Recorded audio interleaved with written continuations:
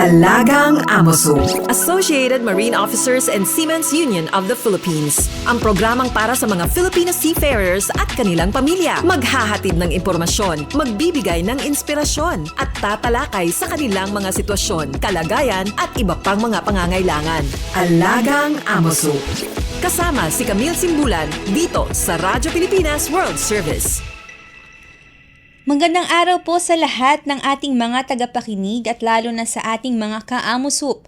Nandito na naman po tayo sa Alagang Amosup, ang serbisyo publiko sa radyong hatid ng the Associated Marine Officers and Seamen's Union of the Philippines o Amosup at ng Radyo Pilipinas World Service.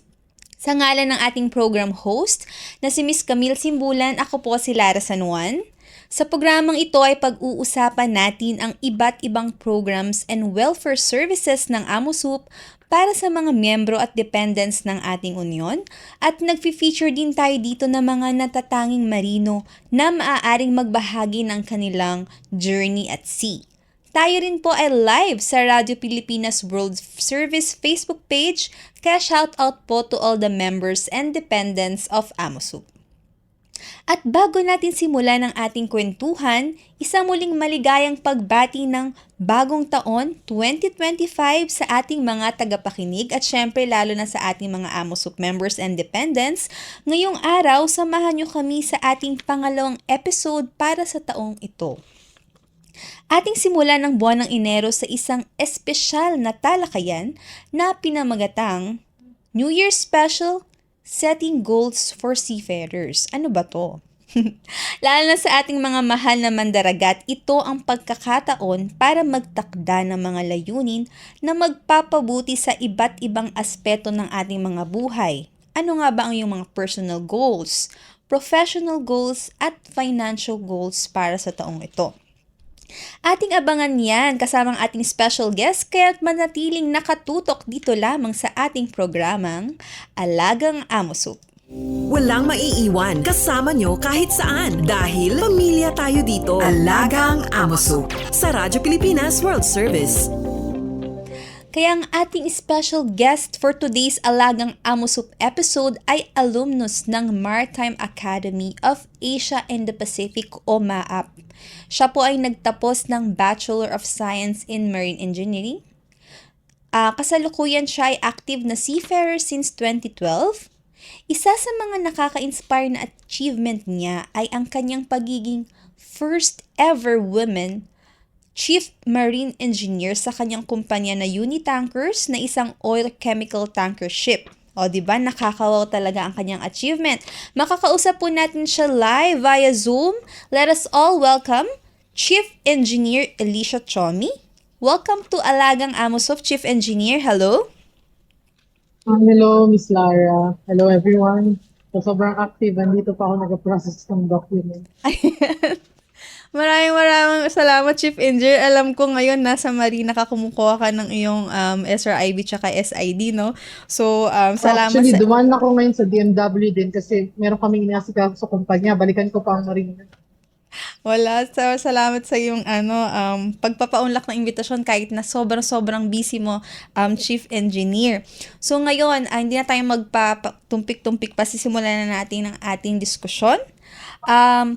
Siyempre, una sa lahat, Chief Chomi, kamusta ka naman at iyong holiday season? Maganda na nakapag-celebrate ka dito. Holiday, luckily nakauwi ako before Christmas. So, I got to spend the Christmas with my family. At the same time, still working online with the office. Tapos, January 2, balik ko kasi agad for some office works. So, yun. Hanggang ngayon, office work pa rin yung mabalusong tayo ulit. Ayan. So, maganda at nakaselebrate ka ng iyong Christmas and New Year celebration dito sa Pilipinas kasama yung mga family members. So, Yes. ngayon, personally kasi, nakaka-inspire yung achievement bilang first ever woman chief marine engineer. Katulad nga na sinabi ko kanina, sa iyong kumpanya, ano naman ang naging inspirasyon mo upang tahakin itong pagbabarko o pagsi-seafarer? Lalo na alam natin na hindi madali ang maging babaeng seafarer sa isang male-dominated industry. Yes, no, that is true. It's not easy being, the minority as always. Pero ang goal ko kasi lagi is when I enter the seafaring industry is to make it a better place than how I found it. So I want to open more doors for women kasi gusto ko may equality. So hindi naman dahil babae tayo, we have no place in this industry. So yun lang yung naging inspiration ko. Magkaroon ng equal opportunity for everyone. And kasi there's nothing to prove naman yun. It's just to open their eyes na kaya din natin. Wala naman tayong kailangan patunayan. Kailangan lang nila makita. We just need to be seen to be recognized. Ayun, tamang-tama. So, actually, sinabi mo, Chief Engineers, doesn't just apply sa seafaring, no? So, nakaka-inspire siya kahit anong aspeto, lalo na nakikinig sa ngayon ng ating mga kababayan abroad. So, it's a very inspiring thing to say na sinabi mo na nakaka-build ng, alam mo yun, nating mga babae or Filipina. So, ngayon, dahil nga, setting goals for seafarers, dahil isang achievement na maging isang chief engineer, lalo na bilang babae, no? So, gusto natin maktakda ng mahalagang layunin kasi di ba nga, dahil ang topic natin ngayon, setting goals for seafarers, dahil magandang topic to bilang simula pala ng taon. Dahil di ba ang sabi nila, a goal without a plan is just a wish. Kaya hihingi kami sa iyo ng mga advice tungkol sa pagbubuo ng ating goals ngayong taon. Simulan natin, Chief Engineer, ang iyong mga personal goals for 2025. Ang personal goals ko lang naman talaga is to never stop learning. No? Kasi there's always something new every day that you get to learn. So the more na in-encourage mo sarili mo to learn something new every day, the more na mas marami ka matutunan, the more na mas maintindihan mo saan ba talaga ako papunta. Diba? Kasi minsan hindi naman natin malaman kung hindi natin subukan yung isang path. Eh. For example, sa shipping, na-try ko na magbarko. So now, in-expose ko yung sarili ko sa opisina. Tapos susunod, plano ko mag-expose sa ship management. Then hanggang sa, so titignan ko ngayon, mawiweighing ko yung mga bagay. Saan ba ako fit? Yes. Kasi alam ko na ang buhay sa barko. Alam ko na ang buhay sa opisina. So ano kaya ang buhay next? So para sa akin, the goal is just to keep challenging yourself hanggang sa mahanap mo kung saan ka talaga. Parang ganun. Kung saan ka. Kasi di naman kailangan talaga may fix ka na yun na yung goal mo. As long as you continue to accept no na kailangan everyday may matutunan ka. Kailangan everyday merong mas something better. Yung ina-add mo, kahit pa piso-piso lang kada araw, diba? Sabi nga nila sa savings. Pag dumami ang piso na yan, diba? Malaking bagay yan one day. So, ganun din sa sarili natin. If we start to invest day one sa sarili natin na ito, gusto ko ito pag-aralan sa industry na to, ito gusto ko pag-aralan. So, ang dami nating baon. So, yung baon natin na makolekta. For example, ngayon, galing ako Marina, actually hindi pa ako tapos doon, babalikan ko pa yung SID at saka Siemens Books. Ngayon, nasa DMW ako, siningit ko lang kasi 2 hours waiting, malapit lang. So, siningit ko siya kasi meron kaming ina-apply ngayon na principal sa company. So, I really don't need to do this, but I want to do this kasi I want to learn something. So, I want to know how the industry works. Kasi, magagamit ko yun. Para sa akin, sige, nakakapagod, pero tool ko yan sa future, sa mga plano ko sa future. So, lahat ng pwede ko i-learn, I try to learn something new every day.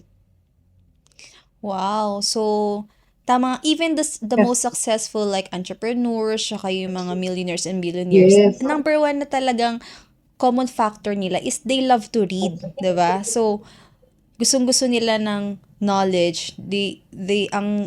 Ano sila, yung urge nila to learn is, and the drive nila to learn is nandun. So, tama nga. So, based dun sa mga... Kasi, can I add something to that? Minsan kasi, merong misconception yung mga tao na kailangan ito, meron akong goal. Kasi may tao talaga na wala, wala silang maisip, blanco sila. Kasi para sa atin na may resources siguro, mas madali sabihin yun. Pero how about those people na wala talaga, walang-wala, zero? Diba? So minsan kasi kahit wala kang gusto abutin, as long as willing ka to learn, diba?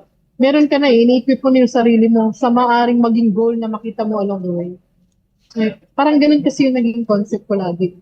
Na wala man akong plano talaga exactly ngayon kung saan ako pupunta, pero nangongolekta na ng tools na pwede kong dalhin sa pupuntahan ko.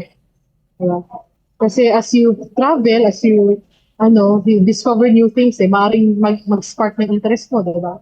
So at least ready ka. Kaysa naman sa kakapamaghanda, pag andyan na, Yes. diba? Kaya nga, maganda yan, Chief Engineer, dahil the most important resource, di ba, is our time. So, maganda na Yes. nagagamit mo yung oras mo sa pag-learn ng mga bagong bagay. So, Yes. especially I think sa seafaring, dahil you meet a lot of people in different cultures, so maganda na marami kayong mga nalalaman. Yes, yes. I agree. Ayan. So, dahil nga natapos na natin ang personal goals, ito naman, medyo natatouch mo na tong second question ko dahil para naman sa professional goals, sa iyong palagay, ano mga bagong kaalaman o trainings na dapat pagtuunan ng pansin ng ating mga seafarers? For me, dahil habang nadadagdagan yung numbers sa years now is year 2025. When I started sailing, it was year 2009. So, na-notice ko, grabe yung nabubulo lang. Grabe yung pag-digitalize ng industry. Yes. So, lahat, dati mano-mano, ngayon, may mga barko na tayo na half electronic, automatic operation na, tapos half manual. Meron namang iba na they're targeting actually na all automatic na vessel. So, Automation. para sa akin, the goal is to learn. Kaya nga, never stop learning. So, it doesn't mean na sanay ka sa mano-mano, doon ka na, mag-settle ka na doon. So, as a seafarer, we need to be resilient to learn new things. Yes. So, kung requirement na natin ngayon, meron na tayong mga automatic operation, for example, sa mga boilers, sa equipments natin, sa mga generators, example, kasi sa makina ko, so I can only relate to my side, no? So, sa bridge, medyo wala akong alam dyan. Pero meron, ang dami rin nilang mga gadget na sa bridge na bago na lahat. Kailangan mo ng pag-aralan. So, kung ikaw, seafarer ka, hindi ka open mag-learn sa bagong equipment, wala rin. Kasi whether we like it or not, we need it para maging mas safe, mas effective yung sailing natin, diba? Lahat naman ang ginagawang change for the better. Yes. Pero kung hindi tayo willing maging part of it, then wala. May mapag-iwanan ka talaga. So yun, para sa akin ganun. So, apart So learning pa rin. Yes, connected siya dun sa ating first Oo, kasi ano question. pa rin training. Kaya nga may mga training. Yung iba nagre-reklamo may training. Pero ganun talaga It is what it is. Kung hindi ka rin naman mag-train, wala kang malalaman. So kung ayaw mo, kung galit na galit ka sa training, huwag ka na lang magsiman. Para sa akin lang naman yun.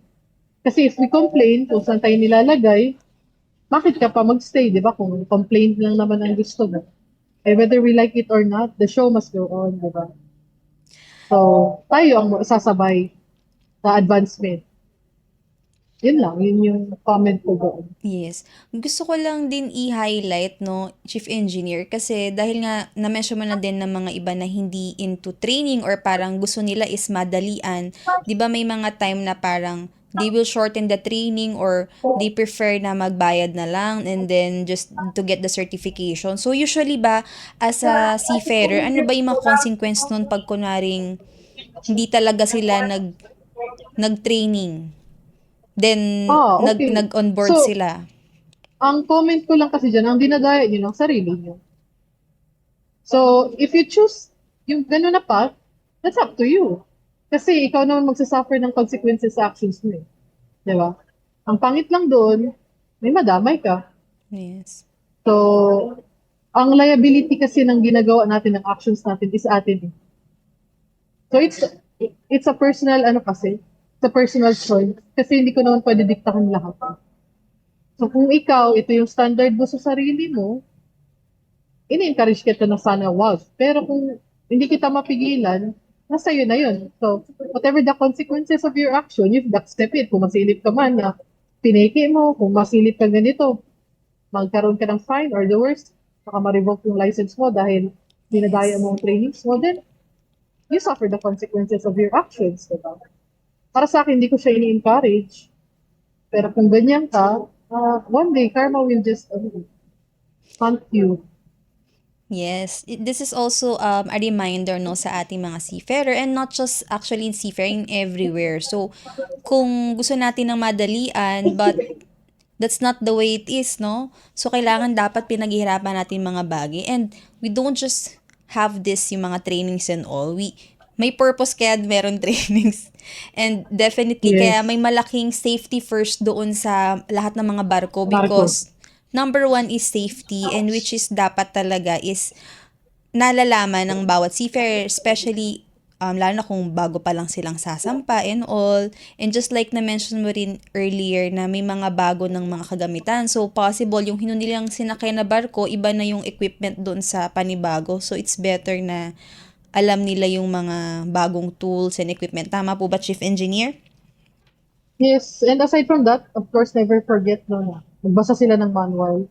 Kasi ngayon parang nawawala na yun eh. Parang ang iba nahihiya magbasa eh. Pero wala mang mali magbasa ng manual kasi nandyan lahat eh. Kaya nga meron tayong manufacturer's manual na tinatawag. So, kung hindi rin tayo willing na mag-self-study, kasi minsan hindi na maisusubo sa atin lahat. Eh. Yes. Kasi knowing na marino tayo, professionals tayo, so medyo mataas din ang expectations nila sa atin. Yes. So, meron din tayong role minsan na dapat automatic ba? Hindi na kailangang sabihin. Kasi dyan mo makikita ang difference ng mindset. Eh. So, kung meron kang mindset na you want to be a good leader, you want to be, for example, sa akin, I want to be a good chief engineer, so sisimulan ko yan. Kapag may bagong equipment, pag-aralan ko yan, I encourage my juniors na sila rin, kung may time sila, pag-aralan nila, pag medyo okay na sila sa maintenance nila, bigyan nila ng time. Kasi walang mangyayari kung walang mag-start ng first step. So lagi dapat, you take the first step as a leader, no? So, to show them na hindi kailangan maghintay ka. Minsan kasi hindi agad na-provide ang training kasi nga bagong equipment, minsan hindi pa available ang training. So, rather than to wait, no, gagawin mo ng paraan paano ka matuto. So, minsan self-learning din ka. Okay, so maganda nga yung, lalo na sa role mo ngayon, Chief Engineer, bilang isang, you manage people, no? So, ano ba Yes. yung mga challenges mo sa mga kunaring mga kapwa mo crew sa barko? Meron ba in terms of So far ganyan? naman, may na-encounter ako. For example, ang pinakamahirap is when you sail with people older than you, no? Especially mga OIC na mas matanda sa'yo ng 20 plus years old, mga ganyan. Minsan nandiyan na kasi sa kanila ang pride. Kasi naiintindihan ko naman. Kasi, syempre, ikaw, chief engineer ka, ilan ka lang, 30, ganyan, 34, di ba? Tapos sila, 60, pero OIC, di ba? Yes. Pero wala sa iyo ang problema eh. Minsan kasi hindi mo rin sila masisi, but sila parang may feeling sila na hindi ko alam, hindi ko mapaliwanag, pero feeling ko dahil sa years sila na sa barko, totoo naman talaga, mas marami silang experience. Pero ang lagi kong comment dyan, hindi porke mas matagal ka nagbarko, mas experience ka sa pagbabarko, ikaw ang pinakamagaling. Yes. Kasi lahat tayo may role to play sa barko. Yes. Diba? So kung siya o IC siya, I'm sure hindi niya rin kaya ang trabaho ko. Diba? Yes. Kasi kaya nga tayo nilagay sa mga position na yan. Kasi they've seen us no, na kaya natin i-perform yung job na yun. Yes. So ang ginagawa ko dyan, kinukuha ko yung strength ng mga tao. Kasi hindi mo pwede baliwalain yan. Kasi yung mga veteranong seafarer, may pride na yan. Which is Yes. understandable. Kasi mahirap magbarko. Yes. So, ang akin, pinapakita ko sa kanila na I still respect them, no? Yes. Kahit ako yung head nila, I respect their strength, pero mini-make sure ko na nakikita nila yung boundary. Yes. Na ako pa rin ang hepe, junior ko sila. Pero hindi ko naman binabastos. To the point naman na wala namang bastos na nangyayari. Actually, lahat ng katrabaho ko, kasundo ko eh. Kahit ano pa yung edad niyan. Ang ginagawa ko lang talaga, kinuha ko yung strength ng tao. So, sabi ko nga sa'yo, may mga matatanda na rin tayong engineers na hindi na willing mag-learn ng bago. So, kung ano yung weakness nila, yun yung dapat maging strengths mo. Kasi as a team, dapat i-kompleto nyo, i-complement yung isa't isa. Isa't isa. So, kung makita mo si third, matagal na nagbabarko, veterano mag-welding, instead na i-spend mo yung time mong welding, doon ka sa ibang bagay na weakness niya, di ba? So, tulungan lang. It's always teamwork when it comes to sailing. So, yun lang yung ano ko. So far naman, the best yung mga engineers na nakakasama ko, mga crew. Ayan, magaling Shout out sa sinabi mo. Samus One. Ayan. Ah, ayan, maganda yung mga sinabi mo, Chief Engineer, no? Respect and yung mga boundaries Yeah. na yan. So, it all applies even sa other aspects ng ating mga work. Yes. And of course, saludo kami sa inyong lahat dahil hindi nga talaga madaling maging seafarer. And Chief Engineer, ito na po ang we're down to our last question. Siyempre, hindi Okay. mawawala ang financial goals. Ano ba ang mga tips Yes. na maibibigay mo para masimulan na ating mga seafarers ang pag-iibon o pag-i-invest para sa kanilang kinabukasan, lalo na para sa may mga pamilya dahil di ba nga ang seafaring alam natin na compared to salary here domestic or dito sa Pinas is relatively higher. Totoo yan. So, para sa akin kasi, it depends kung anong klaseng tao ka. Di ba? Kasi hindi tayo pare-parehan ng destination when it comes to business or saan natin gagamitin ang pera natin. Kasi may ibang tamad, may ibang sobrang sipag, may ibang talented, may ibang walang talent. Parang ganun lang yan. So, ikaw, role mo yon to find kung saan ka na belong ba. Kung saan yung maganda sa'yo. For example, sa akin. Kasi, siyempre, kilala ko naman sarili ko. Since lagi ang wala, gusto ko ng something na investment na hindi ko ganong binabantayan. So, I choose to invest on land. Kasi, yun yung bagay na suited para sa akin. Yes. Di ba? Kasi, first of all, mag-isa lang ako, lagi akong wala, lagi akong come and go kasi ako . So, dati nag-try din ako sa food industry, hindi pwede kasi dapat tutukan mo yun. So, trial and error, kung saan ka mag-fit, kung saan feeling mo na fit sa'yo. Iba-iba naman kasi, wala akong specific kasi na ma-advise niyan. Basta ang akin lang, hanapin mo saan yung strength mo rin when it comes to Investing. where you put your money. Kasi, it's a hard-earned money. So, kailangan pag-isipan mo ng maayos. Kasi, hindi pwedeng mag-food business ka, pero wala ka namang interest mamalengke. Kasi, whether you like it or not, dapat alam mo yan. Kasi umaga pa lang, dapat fresh yung mga gulay mo, ganyan. Kasi nag-try din ako sa food industry. Mm-mm. So, na pagtanto ko, mahilig lang ako kumain, pero hindi pala ako magaling sa business when it comes to food. Pero, okay lang, at least sinubukan. Mm-mm. Di ba? Tapos yun, nakita ko na yung ko, mas okay to sa akin. At least kung lupa, hayaan ko lang siya mag-grow in time. Siguro in the right time, di ba? Mabenta Yes. mo or depende sa'yo, patayan ng property. So yung iba naman, nagbi-business sa mga stocks. Ako, lalo na ako lang sa stocks kasi hindi ako matyaga masyadong mag-computer, mag-monitor. Hindi ako mahilig kasi ng monitoring na ganyan. Yes. So gusto ko yung kaya ko pabayaan na okay lang siya. Yes. Diba? Na wala siyang gagawin kundi hintayin lang mag-increase yung value. Yes. So yun yung feeling ko nag-sit sa akin. So para sa akin, siguro find something na nandun yung interest mo, nandun yung inline siya ba sa pagkatao mo. Para yun yung maging reference point kung anong papasukin mong business. Diba? Pero habang wala pa, mag-save ka muna. Ayan. So, magandang actually, hindi man madali, pero it's something that nakadikit doon is number one, of course, discipline in terms of Yes. the finances. And of course, sa mga sinabi mo, I think pwede rin nating idikit doon yung word na they should see ano yung mga priorities nila, no?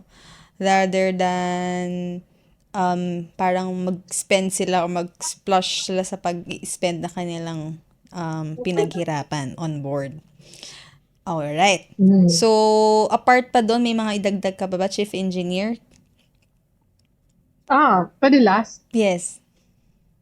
Sa akin kasi, as much din, iniiwasan ko yung financing.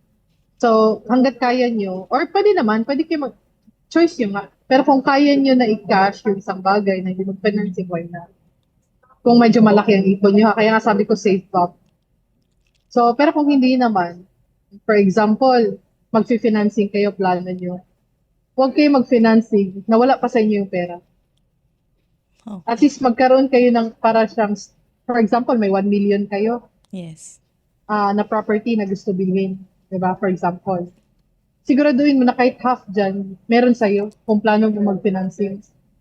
Para kahit anong mangyari, kahit 1 year ka matenga, may pang monthly Yes. ka na hindi ka mabaliw. Yes. Kasi pag nagpasok ko kasi ng financing, pag hindi ka ready For example, hindi ka ready sa mga emergency. May emergency, hindi ka nakasakay.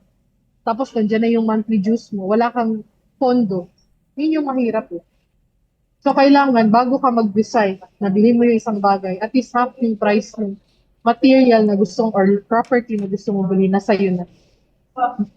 Yun, actually, it works eh. Kasi hindi ka ma-stress na maghanap lagi ng line-up, pag madali sumakay. Kung hindi ka man makapasa agad medical. Kasi yung iba, lalo na si stress, lalo tuloy hindi makapasa. Kasi walang pang monthly. Pero kung nandiyan na sa yung pondo, prior you decided to procure the property, then it will be easier for you, makarelax ka. Hindi ka masyado pressured, sumakay, gano'n. Diba? Ayan. Yan ang chief engineer ang kinakatakutan ng ating mga netizens, ang Judith. Yeah. Alright. So,